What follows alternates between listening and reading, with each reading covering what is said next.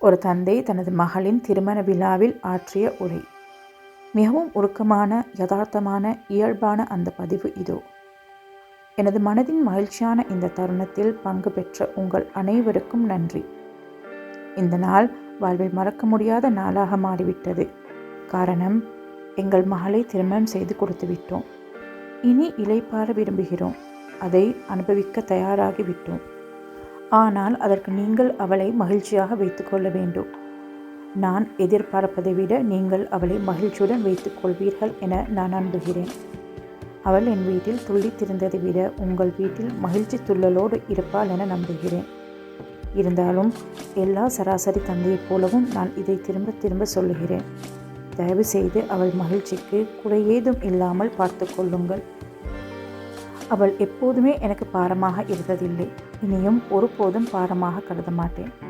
ஏனெனில் என் சுவாசம் இயல்பாக இருப்பதற்கும் என் இதழ்களில் புன்னகை பூப்பதற்கும் காரணம் அவளே. இருந்தும் அவளை நான் திருமணம் செய்து கொடுக்கிறேன். ஏனென்றால் அது ஓர் இயற்கை நியதியாக இருக்கிறது. கலாச்சாரத்துக்கு கட்டுப்பட்டு மட்டுமே அவளை உங்கள் வீட்டுக்கு அனுப்பி வைக்கிறேன். என் வீட்டில் மகிழ்ச்சி பேழை உங்கள் வீட்டில் ஒளி வீச வருகிறது. எனது உலகத்தை உங்களுக்கு தாரை வார்த்து தருகிறேன். அந்த உலகம் என்றைக்குமே அழகாக இருப்பதை நீங்கள் உறுதி செய்ய வேண்டும். எனது இளவரசியை உங்களிடம் அனுப்புகிறேன். அவள் உங்கள் வீட்டின் ராணியாக திகழ வழிவகை செய்யுங்கள். எனது இரத்தமும் வியர்வையும் அவளை ஆளாக்கி இருக்கிறது. இப்போது அவள் மாசறு பொன்னாக இருக்கிறாள்.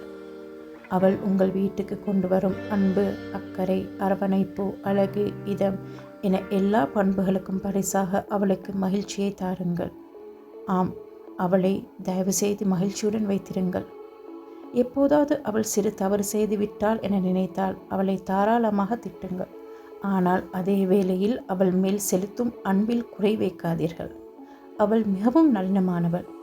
அவள் எப்போதாவது துவண்டு போயிருந்தால் அவளுடன் இருங்கள்.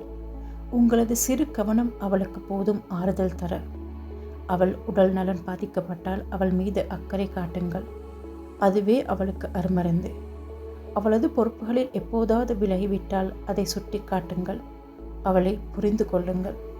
தயவு செய்து அவளை மகிழ்ச்சியாக வைத்துக் கொள்ளுங்கள். என் மகளின் மகிழ்ச்சி மட்டுமே என் வாழ்நாள் இலட்சியம். எனவே தயவு செய்து அவளை மகிழ்ச்சியாக வைத்துக் கொள்ளுங்கள். அன்புக்குரிய மருமகனே, இந்த வார்த்தைகளின் அர்த்தம் இப்போது உங்களுக்கு புரியாமல் போகலாம். ஆனால் நாளை நீங்கள் ஒரு மகளை பெற்றெடுக்கும் பாக்கியவான் ஆகும்போது எனது வார்த்தைகளின் அர்த்தம் புரியும். அப்போது உங்கள் இதயத்தின் ஒவ்வொரு துடிப்பும் என் மகள் மகிழ்ச்சியாக இருக்க வேண்டும் என்று சொல்லும். எனவே தயவுசெய்து எனது மகளை மகிழ்ச்சியாக வைத்துக் கொள்ளுங்கள். இந்த உரையை மகளை பெற்ற ஒவ்வொரு தந்தைக்கும் அர்ப்பணிக்கிறேன். நன்றி, வணக்கம்.